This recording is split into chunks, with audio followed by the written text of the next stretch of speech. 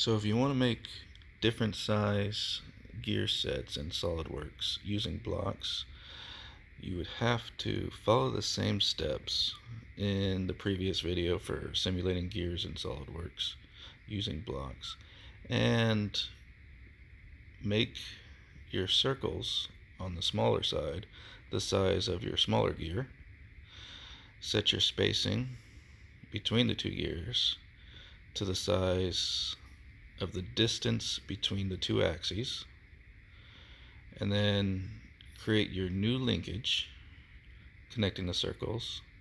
Then make your larger circle in its own block with its axes to simulate the motion, and then you can make the slot coincident with the main line.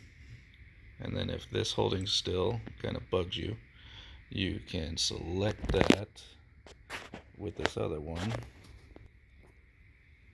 and with them both selected, you're going to go right here to make collinear. Okay, now you've got your motion. Hope this helps.